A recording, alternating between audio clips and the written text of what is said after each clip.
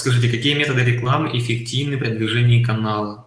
Ну, вы же как-то об этом отвечали, что все индивидуально. У кого-то, допустим, AdWords видеореклама работает, а у кого-то вообще конверсия. Да, вы можете вкладывать кучу денег, у вас большие бюджеты, но для вас это как-то будет не особо эффективно. На другом канале минимальные какие-то затраты, и все прет. Да? Кто-то обращается к блогерам, реклама на каналах известных блогеров.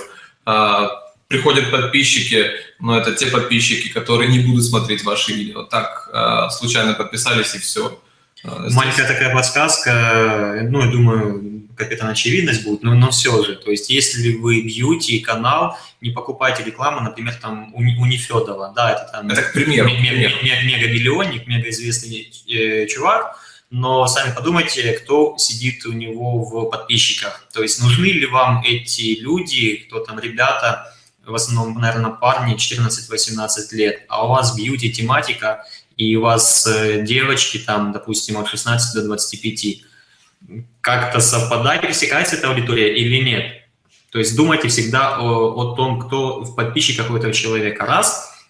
Во-вторых, еще промониторьте, в принципе, ситуацию с этим блогером, как у него покупалась реклама и какие отзывы. Это очень важно. Да, бывают нехорошие ситуации, да, вы можете заплатить какие-то деньги, но вам никак не помогут, не снимут никакое видео, и вы ничего никому не докажете. Или снимут, да, не то, что вы хотели. То есть проанализируйте ситуацию своей аудитории и аудитории того человека, у которого вы хотите заказывать рекламу, сопоставьте сопоставимые, если будет пересекаться аудитория, тогда да, и здесь все осторожно уже. Они занимаются любимым делом, в полной мере раскрывая свой творческий потенциал.